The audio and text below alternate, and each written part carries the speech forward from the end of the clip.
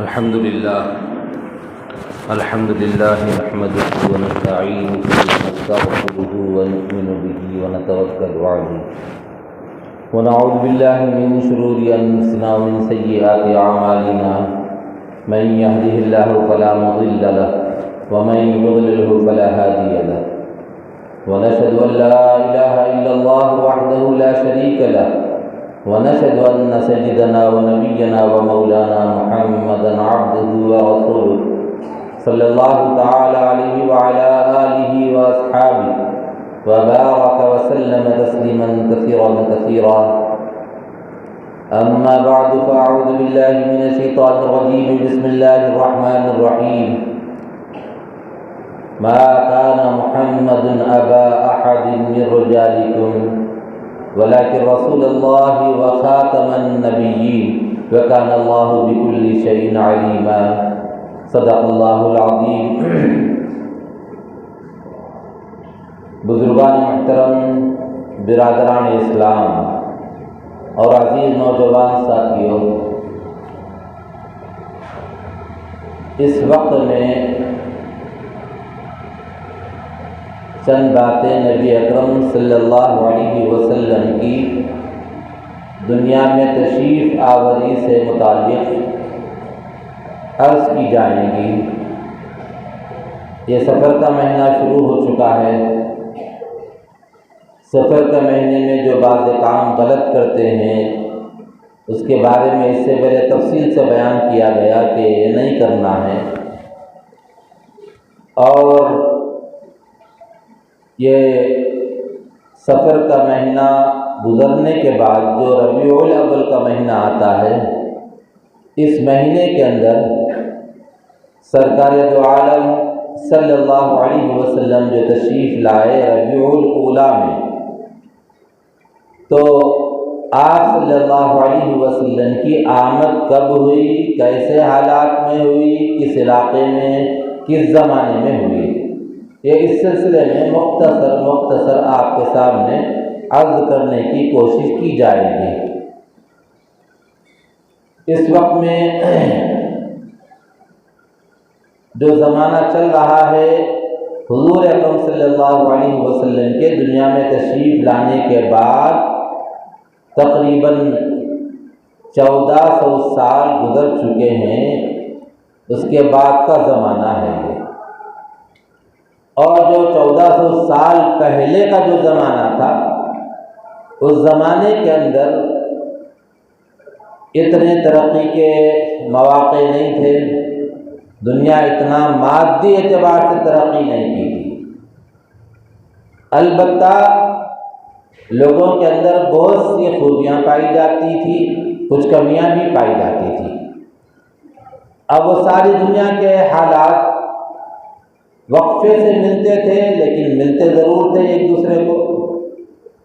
پہلے زمانے میں کسی کے انتقال کی خبر پہنچانا ہے تو ایک آدمی کو بھیجا جاتا تھا یا خط لکھا جاتا تھا، مہینہ 2 مہینہ، بعض دفعہ 15 دن 10 دن میں وہ خط پہنچتا تھا۔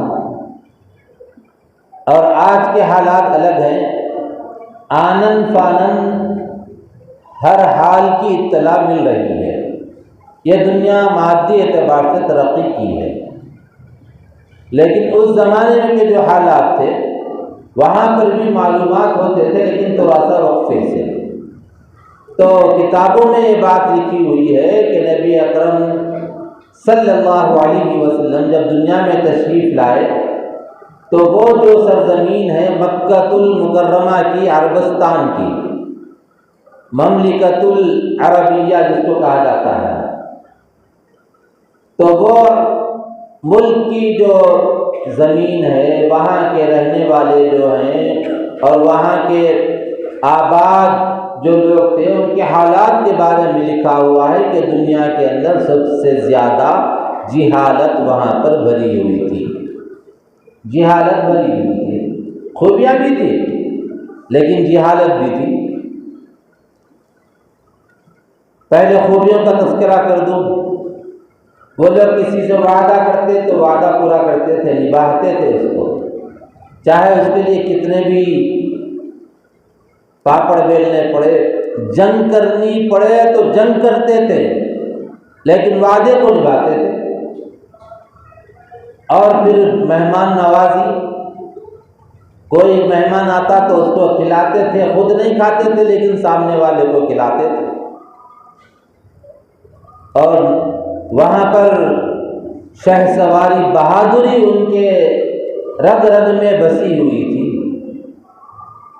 اور مکے کے لوگ بڑے بہادر ہوتے تھے، بڑے بڑے لوگ ان کے سامنے نہیں ڈرتے تھے، لیکن چند کمیاں بھی ان کے اندر پائی جاتی تھی، اور وہ ڈاکہ مارنا، لوٹنا، یہ بھی ان کے اندر پایا جاتا تھا۔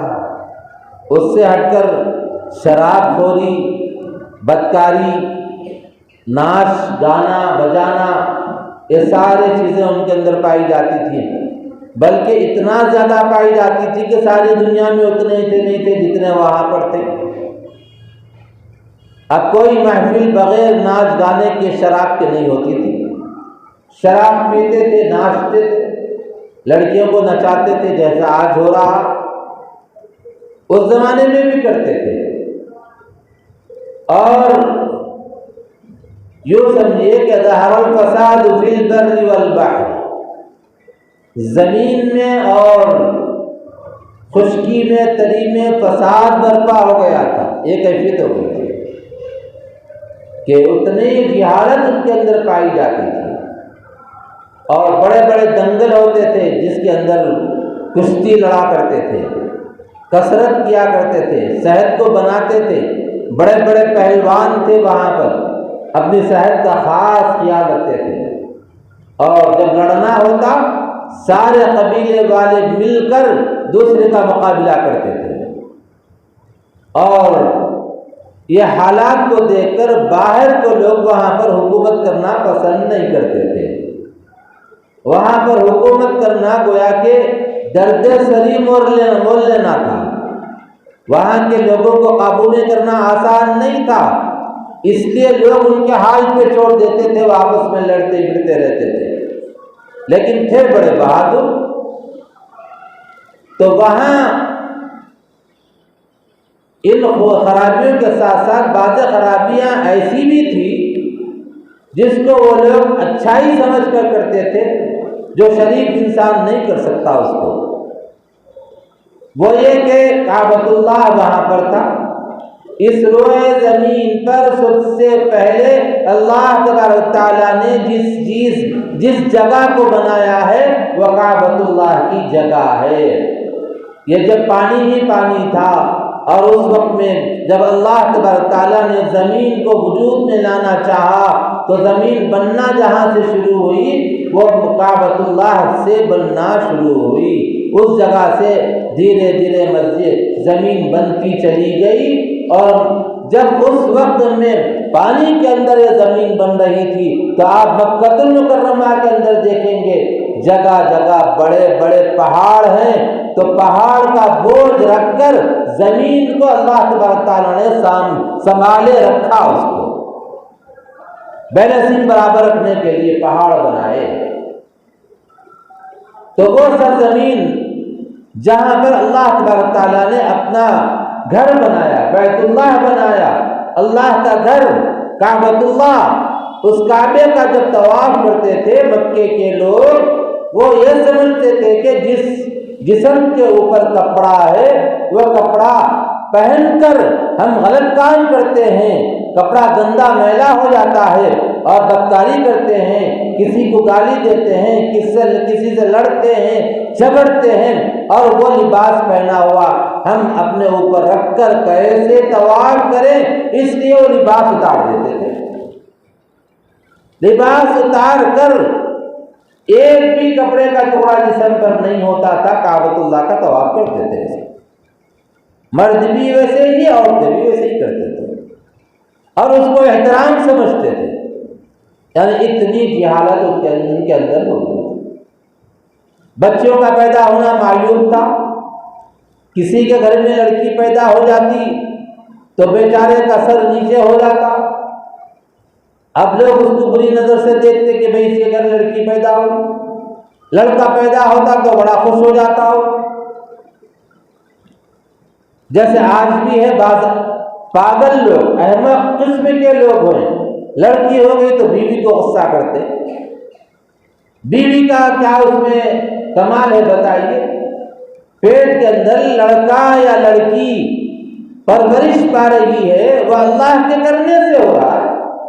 کسی کو لڑکا دیتے ہیں، کسی کو لڑکی دیتے ہیں اللہ تعالیٰ، ہم ہماری مرضی سے کچھ نہیں کر سکتے۔ تو اس زمانے میں ایسا ہوتا تھا کہ لڑکی اگر پیدا ہوتی تو وہ عیب سمجھتا تھا، اور عیب سمجھنے کے ساتھ ساتھ بعض ایسے سنگ دل ہوتے تھے، ایسے سخت دل ہوتے تھے، اپنے بچیوں کو لے جا کر زندہ دفن کر دیتے تھے، درگور کر دیتے تھے۔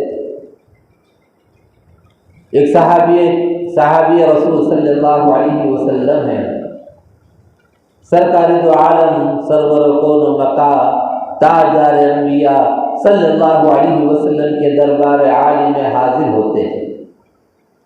حاضر ہو کر کہتے ہیں کہ یا رسول اللہ صلی اللہ علیہ وسلم، کاش آج سے اتنے سال پہلے اگر آپ مجھے مسلمان بناتے، آپ سے میری ملاقات ہو جاتی تو ایک بہت بڑے حادثے سے میں بچ جاتا۔ پوچھا تھا کیا حادثہ؟ تو کہا کہ دیکھیے میں تجارت کے لیے گیا، میری نئی شادی ہوئی، شادی ہونے کے بعد جب تجارت کرنے کے لیے جب پہنچا تو وہاں زیادہ وقت لگا، کئی سال کے بعد واپس آیا تو جاتے وقت میں میری بیوی امید سے تھی، تو جب واپس آیا تو پوچھا کیا ہوا، گھر میں خوشخبری کیا آئی؟ تو میری بیوی نے مجھ سے کہا کہ وہ خوشخبری کہاں، وہ تو ختم ہو گئی۔ یہ کہہ کر مجھے اس نے بچے کے نہ ہونے کا اظہار کیا۔ پھر اس کے بعد میں دیکھا کہ گھر میں ایک چھوٹی سی بچی آتی ہے، اور آنے کے بعد میرے پاس بھی گود میں آ جاتی ہے، کبھی میں گود میں لے لیتا ہوں، کبھی میری بیوی کے پاس بھی جاتی ہے، کبھی میری بیوی اس کو ایک لقمہ کھلاتی ہے، میں بھی اس کو ایک لقمہ کھلاتا ہوں، لیکن تھی وہ پڑوس کی بچی، پڑوس سے آ جایا کرتی تھی۔ جب میں بار بار اس بچی کو اپنے گود میں لینے کی وجہ سے انسیت پیدا ہو گئی، اس بچی سے بے پناہ محبت پیدا ہو گئی، جب دستر لگتا تو فوراً اس بچی کو بلا کر اپنے دسترخوان پر اس کو بٹھا کر کھلاتا۔ جب تک وہ بچی نظر نہ آئے اس وقت تک مجھے چین نہیں آتا تھا، یہ میری کیفیت ہو جاتی تھی۔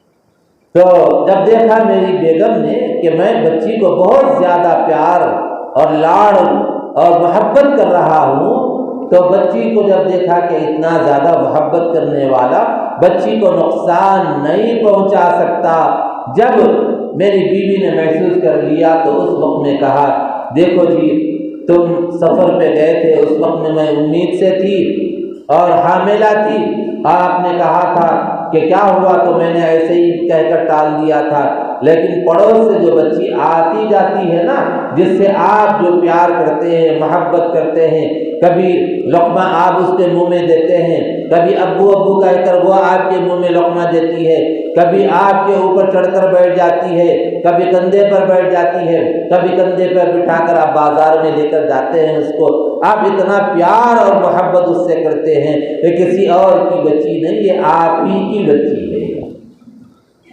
میں نے اس ڈر کی وجہ سے کہ شاید آپ اس کو نقصان نہ پہنچا دے، آپ اپنے انا کا معاملہ نہ بنا لے کہ میرے گھر میں لڑکی پیدا ہوئی، اس لیے اس کو نقصان پہنچانے کے اندیشے سے میں نے اس لڑکی کو پڑوس میں دے دیا کہ میں اس کا کھانا پینا سب دے دوں گی، لیکن اپنے گھر میں رکھ لو اس لڑکی کو، اور گھر میں ماشاءاللہ وہ لڑکی رہ رہی ہے، وہ آپ ہی کی اولاد ہے، کسی دوسرے کی نہیں ہے وہ۔ تو وہ صحابی رسول سرکار دو عالم صلی اللہ علیہ وسلم کے دربار عالی میں عرض کرتے ہوئے ایک دم آپ دیدہ ہو جاتے ہیں، پھر فرمانے لگتے ہیں کہ یا رسول اللہ صلی اللہ علیہ وسلم، جب میں ایمان نہیں لایا تھا، جب میری بیوی نے قصہ سنایا تو ایک دم سے میرے دل پر اثر ہوا، گویا کہ بجلی گری ہو ایسا اثر ہوا، چنانچہ میں وہاں سے اٹھا، اٹھنے کے بعد کہا کہ بیگم جب ایسا ہے تو اس بچی کو میں ٹہلانے کے لیے لے جاتا ہوں، اس کو اچھے سے کپڑے پہناؤ، بچی کو بازار دکھا کے لاتا ہوں، کچھ دلا دوں گا اس کو، کچھ خریدی کرا دوں گا۔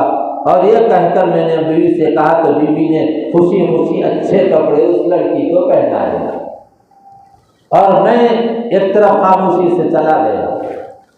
جانے کے بعد ایک مقام پر، دور دراز مقام پر، میں مکے کے جا کر وہاں پر ایک گڑھا کھودا۔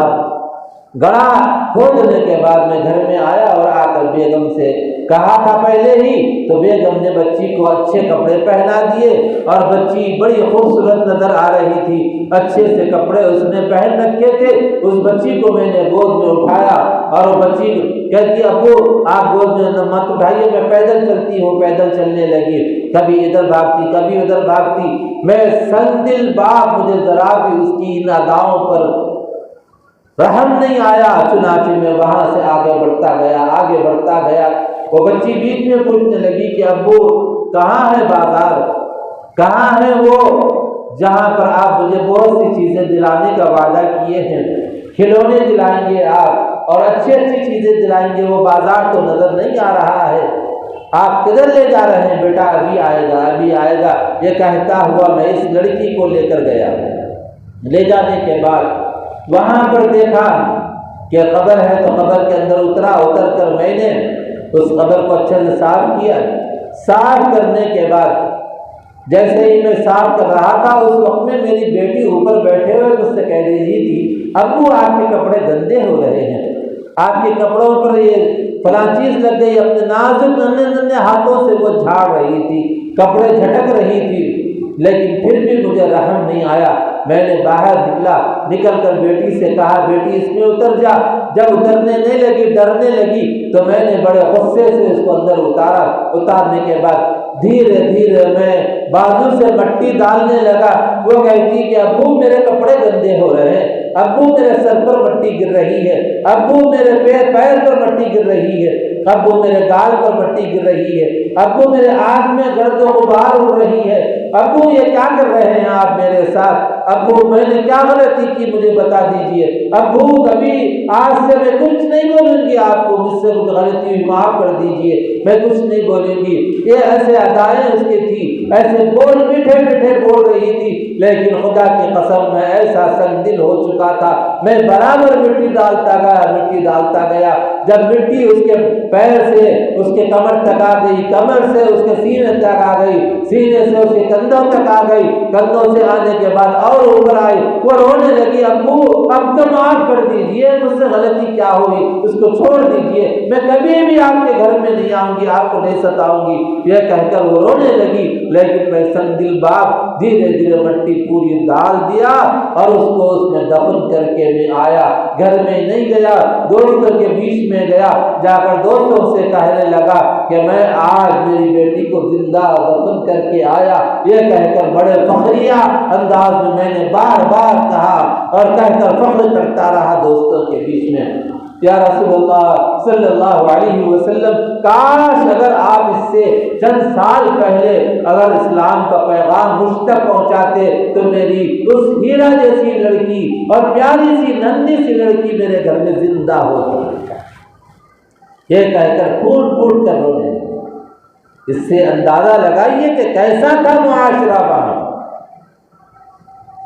لوگ کیسے سنگ دل ہو گئے تھے، لڑکیوں کا پیدا ہونا عیب سمجھا جاتا تھا، اور پھر اس سے ہٹ کر رات بھر وہاں پر محفلیں سجتی تھی، شراب گھروں میں بنا کر رکھتے تھے، جس گھر میں جتنی پرانی شراب ہوتی تھی اتنا زیادہ وہ فخر کرتا تھا اور کہتا تھا کہ میرے پاس اتنی پرانی شراب ہے، تمہارے پاس کتنے قسم کی شراب ہے؟ تو وہ کہتا اتنے قسم کی، تو کہتا میرے پاس اس سے زیادہ اقسام ہیں شراب کی، اور شراب کے کئی نام تھے، کتابوں میں 300 سے زیادہ نام ملتے ہیں عربی میں کہ فلاں شراب کا نام یہ ہے، فلاں شراب کا نام یہ ہے، فلاں شراب کا نام ہے۔ گویا کہ شراب ان کے گھٹی میں پڑی ہوئی تھی، غلط کام بدکاری اس کے جیسے وہاں پر بازار لگتے تھے، باغیوں کو بیچا اور خریدا جاتا تھا، ایسے حالات وہاں پر ہو گئے تھے، تو ایسے حالات میں جو نیک لوگ تھے، اسی میں ہر جگہ نیک لوگ ہوتے ہیں، ہر دور میں رہے ہیں، جس میں سے حضرت ابو بکر صدیق رضی اللہ تعالیٰ عنہ اور سرکار دو عالم صلی اللہ علیہ وسلم اور بھی چند لوگ تھے جو یہ معاشرے کو دیکھ کر دل ہی دل میں کڑتے تھے، کہتے تھے کہ کیسا معاشرہ ہو گیا ہے اس وقت میں۔ وہ لوگ کبھی یہ غلط کام نہیں کیے، کبھی شراب کو ہاتھ نہیں لگایا، کبھی غلط کام انہوں نے نہیں کیا، اللہ نے ان کی ہر طرح سے حفاظت فرمائی۔ وہ لوگ دعائیں کرتے تھے، یا اللہ یہاں کے لوگوں کے لیے ہدایت کا سامان فرما، یہاں کے لوگوں کے لیے رہنمائی کے سامان فرما۔ اور جو لوگ کتاب کے واقف کار تھے، جنہوں نے تورات کو پڑھا تھا، زبور کو، انجیل کو پڑھا تھا، وہ لوگ دیکھ رہے تھے کہ یعنی عرب کی سرزمین میں ایک شخص آنے والا ہے جو نبی ہوگا، رسول ہوگا، اس کے آنے کی دعائیں کر رہے تھے۔ چنانچہ نبی اکرم صلی اللہ علیہ وسلم دنیا میں تشریف لائے ہیں۔ ربیع الاول کا مہینہ تھا اور 12 تاریخ، بعض روایات کے مطابق 9 تاریخ، 9 ربیع الاولیٰ، اور بہرحال جو بھی ہو پیر کا دن طے تھا۔ پیر کا دن یہ تو بات پکی ہے، اور صبح کا سہانا وقت ہے۔ عام طور پہ لوگ ٹہلنے کے لیے جاتے ہیں، ٹھنڈی ٹھنڈی ہوا، صبح کا ماحول اچھا ہوتا ہے، فضا اچھی ہوتی ہے، تو ایسے وقت میں سرکار دو عالم صلی اللہ علیہ وسلم دنیا میں تشریف لائے۔ اور سرکار کا واقعہ بھی عجیب ہے۔ ان کے والد ماجد جو تھے حضرت عبداللہ، کم عمری میں ان کی شادی ہو گئی تھی۔ اس زمانے میں چھوٹی چھوٹی عمروں میں شادی ہوتی تھی۔ تو حضرت عبداللہ کی جب شادی ہوئی، شادی ہونے کے بعد وہ بھی جیسو تجارت کے لیے چند مہینوں کے بعد چلے گئے، اور ان کی اہلیہ محترمہ حضرت بی بی آمنہ رضی اللہ تعالیٰ عنہا امید سے تھی۔ حضرت عبداللہ بڑے خوبصورت، بڑے وجیح، اتنا نورانی خوبصورت چہرہ تھا کہ لوگ آفر کرتے تھے ان کو شادی کے لیے۔ اور ایک عرب کی شہزادی نے کہا کہ اے عبداللہ میں تم سے نکاح کرنا چاہتی ہوں۔ تو اس وقت میں حضرت عبداللہ نے کہا کہ میرے بڑے موجود ہیں، میں جا کر مشورہ کرتا ہوں، مشورہ کر کے آپ کو اطلاع دوں گا۔ چنانچہ اپنے بڑوں سے مشورہ کیا اور آ کر کہا ٹھیک ہے میں نکاح کرنے کے لیے تیار ہوں۔ اس وقت میں وہ لڑکی کیا کہتی ہے، یہ جواب سنیے، اے عبداللہ میں اچھے خاندان کی ہوں، میں اونچے خاندان کی ہوں، میں ایسی ویسی نہیں، اور بالکل تھرڈ کلاس لڑکی نہیں ہوں، میں کوئی شوق نہیں ہے مجھے تم سے نکاح کرنے کا۔ میں آپ کی پیشانی پہ ایک نور چمکتا دیکھ رہی تھی، وہ نور کو میں اپنے پیٹ میں لینا چاہتی تھی، اب وہ نور تمہاری پیشانی پر نظر نہیں آ رہا ہے۔ اور چنانچہ وہ نور جو تھا حضرت نبی کریم صلی اللہ علیہ وسلم والا نور، وہ حضرت بی بی آمنہ کے بطن میں منتقل ہو چکا تھا۔ شادی جب حضرت بی بی آمنہ سے ہوئی تھی تو وہ تجارت کے سفر میں گئے، راستے میں جب واپس آنے لگے تو ابوا کے مقام پر جو حضرت عبداللہ کا سسرال تھا یا ننیال تھا، تو وہاں پر آپ کی طبیعت خراب ہوئی، وہاں سے آنے لگے تو انہوں نے کہا کہ بھائی ٹھیک ہے ان کو چھوڑ کر آپ چلے جاؤ۔ اب کیسی امید رہتی ہے کہ شوہر تجارت کے لیے گیا، شوہر گیا ہے دبئی کے لیے، شوہر گیا ہے امریکہ کے لیے، شوہر گیا ہے سعودی کمانے کے لیے، جب واپس آئے گا تو میرے لیے ہو سکتا زیور لا لے، ہو سکتا کان کے بالیاں لائے، اچھے سے کپڑے لائے، ایک نئی نویلی دلہن کی کیسی کیسی آس ہوتی ہوگی۔ چنانچہ جب مکے کے اندر یہ بات عام ہوئی کہ وہ قافلہ جو چلا تھا وہ قافلہ آ رہا ہے، جب آ رہا ہے تو سارے کے سارے لوگ منتظر تھے، پتہ نہیں وہ گھوڑے اب پہنچیں گے مکے کو، پتہ نہیں وہ اونٹ پہ جو سوار ہو کر مکے کے اندر اب داخل ہوں گے تب داخل ہوں گے، سارے کے سارے لوگ انتظار میں ہیں۔ حضرت بی بی آمنہ بھی بن سور کر اپنے شوہر نامدار حضرت عبداللہ کے آنے کے انتظار میں تھے۔ اس زمانے میں باہر نکل کر دیکھتے تھے کہ آئے کیا۔ چنانچہ لوگوں کو اطلاع مل گئی کہ وہ قافلہ آ گیا، تو حضرت بی بی آمنہ بھی منتظر تھے کہ میرے شوہر حضرت عبداللہ آئے یا نہیں آئے۔ پہلے تو ان کو اطلاع نہیں کی گئی، بعد میں حضرت عبد المطلب کو اطلاع دی گئی، اے عبد المطلب تمہارے بیٹے بیمار ہو گئے، اس وجہ سے ان کو علاج کے لیے وہاں پر چھوڑ کر ہم لوگ آئے ہیں اور وہ ہمارے ساتھ نہیں آئے۔ تو ان کے دل پر کیا گزری ہوگی اندازہ لگائیے حضرت بی بی آمنہ کے۔ چنانچہ حضرت عبد المطلب تو سردار تھے مکے کے، انہوں نے ایک خاص طور پہ یہ قافلہ وہاں سے حضرت عبداللہ کو لانے کے لیے بھیجا، اور چنانچہ وہ قافلہ جب وہاں تک پہنچا تو اس زمانے میں 8-10 دن لگتے تھے پیدل جانے میں، تو اتنے دن میں جب وہاں پر پہنچے تو ان کو اطلاع ملی بخار زیادہ ہو گیا تھا، طبیعت خراب ہوئی، اللہ کو پیارے ہو گئے، ان کو دفن کر دیا گیا۔ چنانچہ وہ وہاں پر گئے تو آپس میں کہنے لگے کہ بی بی آمنہ سے ہم کیا کہیں گے جا کر، وہ تو انتقال کر گئے، نئے نویلی دلہن ہے، دلہن میاں ان کے اللہ کو پیارے ہو چکے ہیں، یہ کیسا ہم ان کو اطلاع دیں؟ یہ آپس میں مشورہ کرنے لگے، اور آخر میں آئے مکہ المکرمہ کو۔ آنے کے بعد پہلے ان کے والد کو اطلاع دی گئی، آہستہ تاکہ غم ان کو نہ ہو، چنانچہ کوشش کر کے دھیرے دھیرے ان کو سمجھا بجھا کر وہ اطلاع دی گئی۔ تو بھلا بتاؤ کیسا ان کے دل پر کیا گزری ہوگی، کیا حالت رہی ہوگی کہ چند مہینے رہنے کے بعد سفر پر چلے گئے، جب واپس نہیں آئے ان کی موت کی اطلاع مل گئی۔ تو چنانچہ نبی اکرم صلی اللہ علیہ وسلم دنیا میں آنے سے پہلے ہی یتیم ہو گئے۔ چنانچہ نبی اکرم صلی اللہ علیہ وسلم 12 ربیع الاول یا 9 ربیع الاول کو دنیا میں تشریف لائے، اور حضرت بی بی آمنہ اچھے خواب دیکھا کرتی تھی۔ حضرت بی بی آمنہ رضی اللہ تعالیٰ عنہ اچھے خواب دیکھتی تھی، آپ کو الٹیاں نہیں ہوتے تھے، کوئی پریشانی نہیں۔ حالت حمل میں عورتوں کو بہت سی تکلیفیں ہوتی ہیں، لیکن حضرت بی بی آمنہ کو کوئی تکلیف نہیں۔ چنانچہ نبی اکرم صلی اللہ علیہ وسلم جب دنیا میں تشریف لائے تو ان کے جسم پر غلاظت بالکل نہیں، کوئی گندگی لگی ہوئی نہیں تھی۔ جب لڑکا دنیا میں یا لڑکی دنیا میں آتی ہے تو اس کے جسم کو پوچھا جاتا ہے، گندگی لگی ہوئی ہوتی ہے، لیکن سرکار دو عالم صلی اللہ علیہ وسلم کے جسم اطہر پر کوئی گندگی نہیں، اور سرکار دو عالم صلی اللہ علیہ وسلم جیسا ہی دنیا میں تشریف لائے تو آپ کو لٹایا گیا، تو آپ نے کروٹ لی، کروٹ لے کر آپ سجدے میں چلے گئے، اس کے بعد پھر سیدھے ہو گئے، گویا کہ آپ دنیا میں آتے ہی اللہ کے دربار میں سجدہ کیا، اور پھر حضرت بی بی آمنہ نے آپ کو دودھ پلایا۔ حضرت صوبیہ رضی اللہ تعالیٰ عنہ اور پھر بی بی دائے حلیمہ آپ کو مستقل دودھ پلاتی رہی۔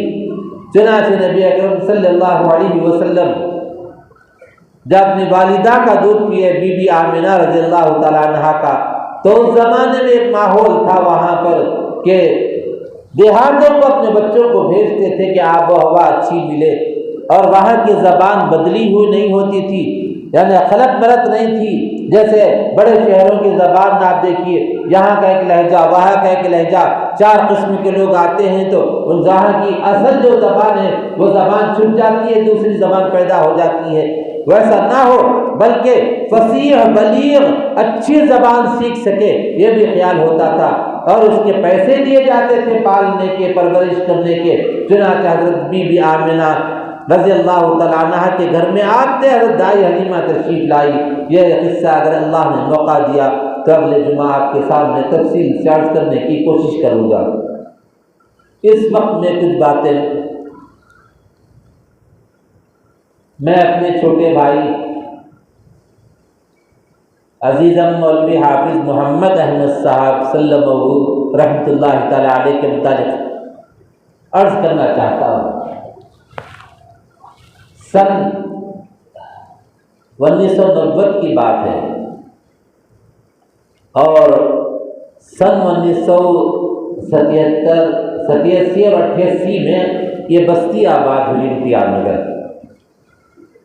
اس زمانے میں ہم لوگ آئے اور آ کر یہاں پر سارے لوگ جھوپڑی وغیرہ ڈال رہے تھے، ہم بھی یہاں پر جھوپڑی ڈالے، یہاں پر رہنے لگے۔ وہ پڑھنے کے لیے ہردوئی گئے تھے اور وہاں پر پڑھتے تھے، اور میرے والد کا انتقال ہونے کی وجہ سے میں بھی تعلیم چھوڑ کر آ گیا۔ باندھا ہتھورا میں قاری سید صدیق احمد صاحب باندھوی نور اللہ مرقدہ کے پاس پڑھا کرتا تھا میں۔ پھر وہاں سے مجھے بلا لیا گیا، اور یہ پڑھتے تھے ہردوئی میں حضرت مولانا شاہ ابرار الحق صاحب رحمۃ اللہ تعالی علیہ کے پاس۔ تو میں آیا 11 دن کے بعد، اب یہ آئے کئی مہینوں کے بعد۔ والد صاحب کی جنازے میں ہم لوگ نہیں شریک رہے، چنانچہ یہاں پر آنے کے بعد ان کو میں پڑھائی کے لیے بھیجا، لیکن جو مقدر میں تھا وہ برابر پڑھ نہیں سکے۔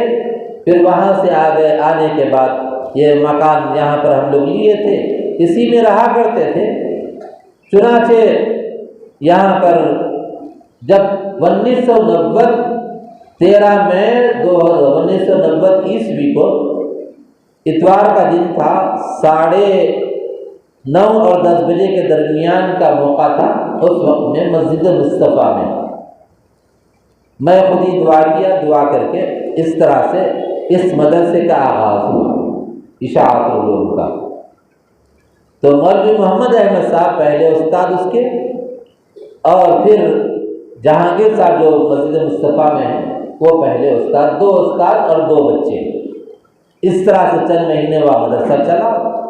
مدرسہ چلنے کے بعد پھر وہاں سے دوسری جگہ یہاں پر منتقل ہوا، یا پونے کا جو پلاٹ تھا اس میں پھر یہ جو بڑی باؤنڈری تھی وہاں پر چند دن چلا۔ پھر اس کے بعد مدرسے کے لیے زمین خریدی گئی، ادھر 200 گز کی زمین خریدی گئی۔ میرا مکان پیچھے تھا، یہ زمین تو بعد میں خریدی گئی، یہ بھی بعد میں خریدی گئی۔ دھیرے دھیرے جیسا حالات بنتے گئے ویسے ہم لوگ خریدتے گئے۔ تو اس وقت سے لے کر یہ برابر مدرسے کی خدمت انجام دیتے رہے، اور مدرسے سے بے پناہ محبت کرتے تھے، کیونکہ وہ شروع کے استاد رہے۔ اور مدرسے پہ جو بچے رہتے تھے، اگر میں کبھی سفر پہ جاتا کہیں جاتا تو مکمل وہ مدرسے میں آتے جاتے رہتے تھے اور مکمل دیکھ بھال کرتے تھے، اور کوئی بات ہوتی تو بڑی بات مجھ سے پوچھ لیا کرتے تھے۔ اور ظاہر بات ہے کہ ایک مدرسہ چلانا معمولی کام نہیں ہے، آدمی کا ذہن پورا متوجہ رہتا ہے۔ باہر اگر ہے تو پتہ نہیں مدرسے میں کیا کیفیت ہے، کیا حالات ہیں، نہیں بتا سکتے۔ کوئی بچہ بیمار ہے تو ذہن پورا ادھر رہتا ہے، اور کوئی بھی حالات آ سکتے ہیں، اس لیے آدمی چوکنا رہتا ہے۔ چنانچہ میں ان کو ذمہ دار بنا کر جاتا تھا، وہ رہتے تھے۔ بہرحال ایک لمبا عرصہ ہمارا تقریباً مدرسہ شروع ہو کر 33 سال ہو گئے، 32-33 سال۔ یہ مدرسہ ہم کو زیادہ تر تو مسائل سے گزرنا پڑا، اور یہ تعمیرات میں ہم تھوڑا سا وقت لگایا، اور دور ہونے کی وجہ سے کوئی ذرائع آمدنی ہمارے پاس نہیں، بس چھوٹا چھوٹا چندہ کرنا، اس کے لیے کوشش کرنا، یہی ہم لوگ کرتے رہے۔ اور ہمارے بھائی احمد صاحب بھی اس سلسلے میں مسلسل کوشش کرتے تھے، اور رات دن وہ اسی فکر میں رہتے تھے۔ کبھی کوئی چیز میں بھول جاتا تو مجھے یاد دلاتے تھے کہ فلاں کام یہ کرنا ہے، وہاں جانا ہے، ان کے پاس جانا ہے۔ تو ایک لمبا عرصہ مدرسے کے ساتھ وہ گزارے، اور صحت کی خرابی جو ہوئی ان کی، آج سے تقریباً 6 سال سے بھی کچھ زیادہ عرصہ ہوتا ہے کہ میری والدہ کا جب انتقال ہوا تو اس کے چند مہینوں کے بعد جب چیک اپ کرائے تو ان کو مرض جو لاحق تھا وہ ڈاکٹروں نے بتایا کہ تمہیں ایک بیماری ہے۔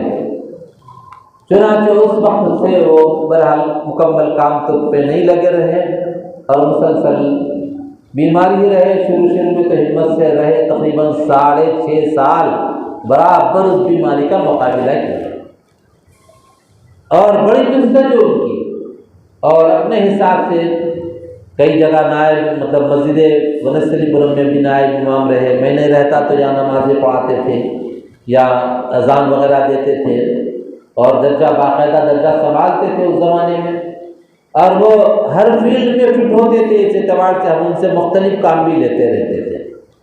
اور کبھی کوئی چیز لانا ہو تو جا کے لاتے تھے، بڑے اچھے انداز میں کام کرتے رہے۔ اور اس کے ساتھ ساتھ یہ مدرسے کے مدرس بھی رہے، انہوں مدرسے کے ہر طرح سے ذمہ دار رہے انہوں۔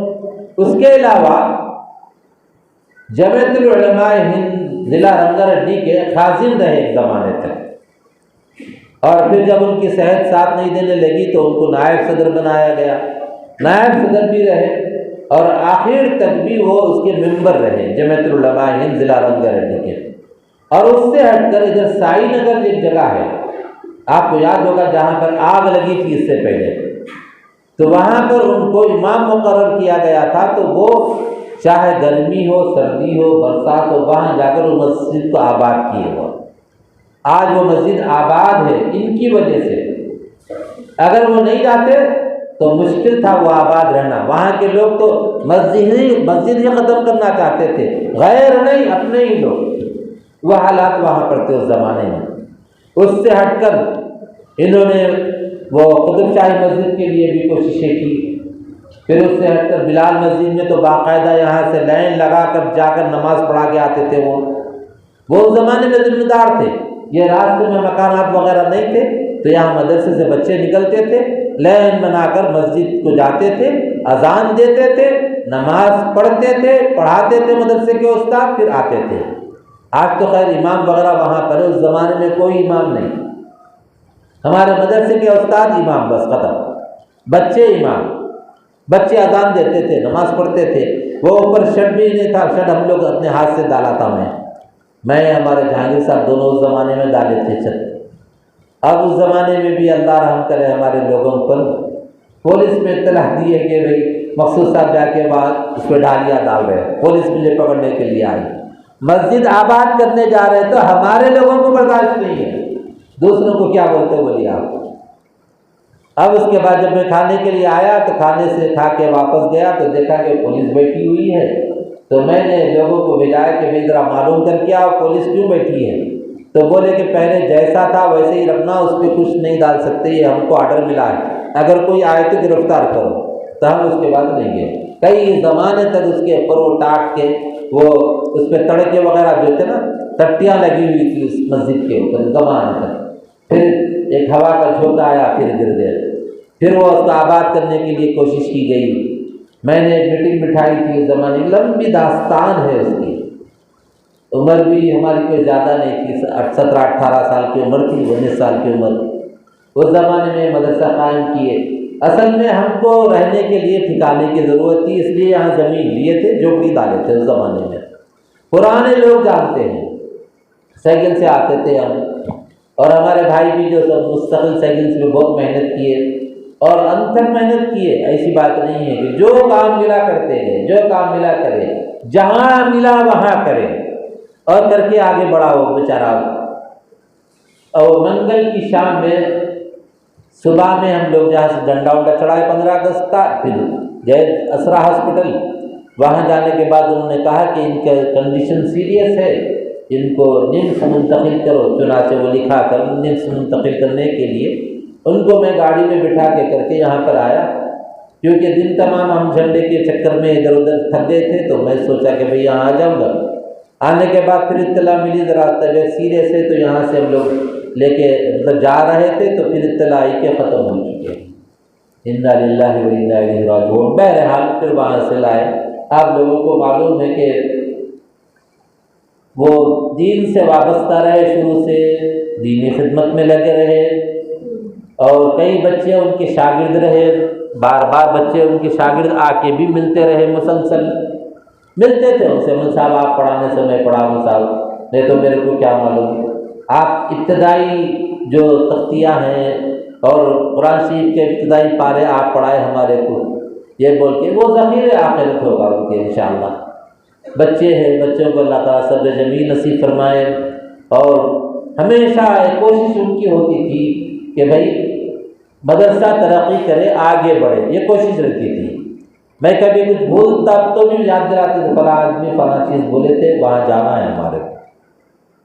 اور وہ اپنے طور پہ بھی بقرعید کے موقع پہ باقاعدہ میرے ساتھ رہتے تھے، جب تک ہم قربانی کا نظم یہاں پر رکھے۔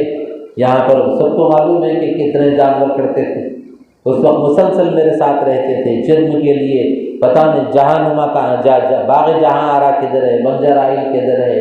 اس زمانے میں سائیکل پہ ایک ایک چرم لاتے تھے۔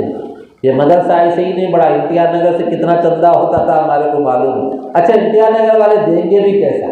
یہ خود جز معاش جھوپڑیاں ڈالے ہوئے، صبح سے شام تک کمانا تو حلق بھگنا ان کی، یہ کیفیت تھی ان کی۔